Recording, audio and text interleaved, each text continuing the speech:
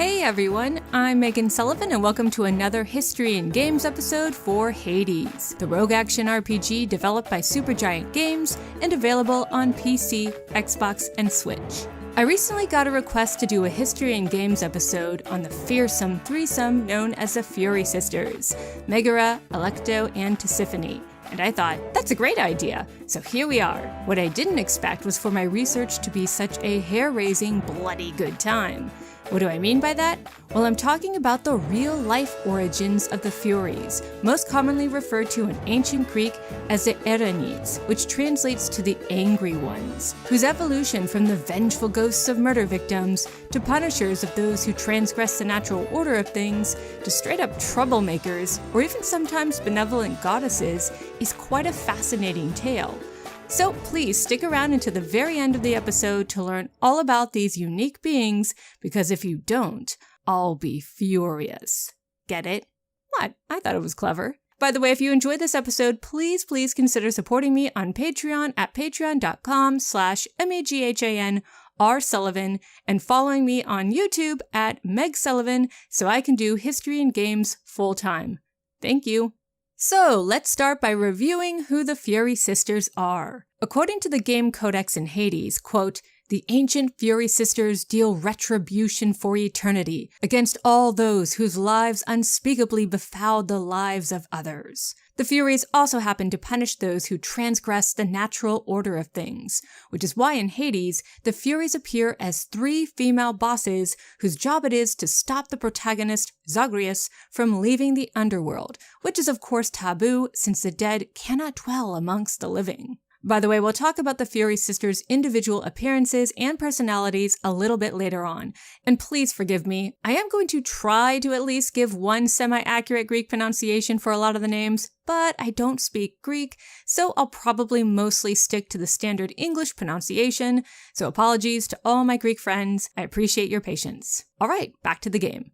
Now, if you're a literature or history fan, you probably noticed that Supergiant Games pulled a lot of their inspiration from ancient sources, including Virgil's The Aeneid, written over 2,000 years ago. In this classic, Virgil describes how the Furies are three individual sisters with distinct personalities and duties.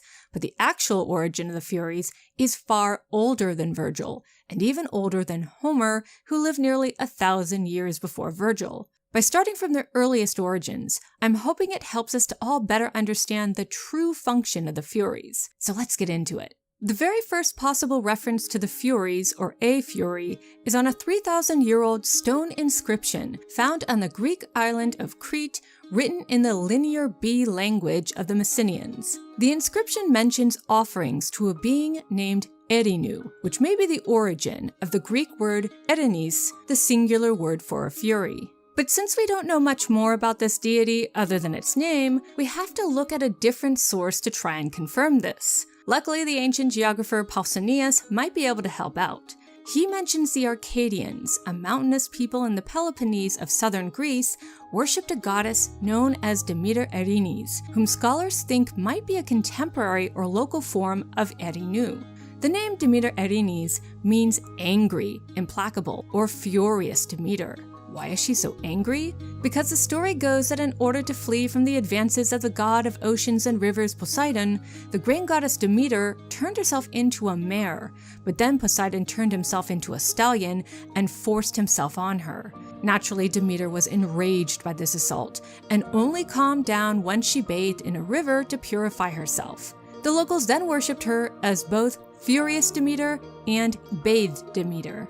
Interestingly enough, a similar story about a goddess named Erinyes being assaulted by Poseidon was told in the Greek city-state of Boeotia, which suggests a Mysidian cult these stories were based on may have been pretty widespread. And it's possible this cult had chthonic associations. Pausanias claims that the statue of Demeter Erinyes depicted a woman holding a torch, while a statue of her nearby counterpart, another angry Arcadian Demeter, known as Black Demeter, was portrayed as having a woman's body with a mare's face and serpent hair.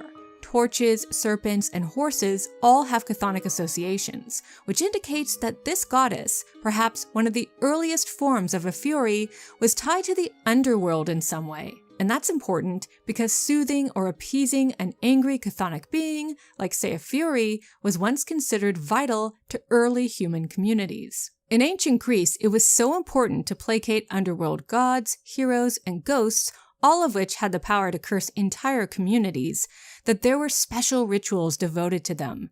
These rituals were completely different from the ones used for the gods of Mount Olympus. For example, instead of using a raised altar to allow the smoke from sacrificial meat to waft up towards the heavens and please the gods, like in Olympian rituals, the Greeks used a low-lying hearth with a trench dug under it so that the blood of a sacrificial animal would seep into the earth and literally feed the bloodthirsty spirits of the underworld. And instead of sharing the sacrificial animal as part of a large communal meal between the gods and mortals, the ancient Greeks would devote the whole animal to the underworld deity or ghost in an attempt to appease them. Rituals to Olympians took place at dawn and were usually in the hopes of receiving some sort of benefit, but rituals to underworld beings were performed at night and tied to purification and aversion. People were so anxious to stay on the right side of the underworld that instead of calling chthonic beings by their proper names, like Hades and the Erinyes, the angry ones, the Greeks gave them epithets like Plato, the wealthy one, and Eumenides or Eumenides, the kindly ones, in the hopes of avoiding their anger. But when did that anger start to become its own entity, and not a title or the name of a specific goddess or goddesses? It's not entirely clear when and how this happened, but this evolution can be seen starting in Homer's Iliad, written sometime in the 8th century BCE, hundreds of years after the fall of Mycenaean civilization.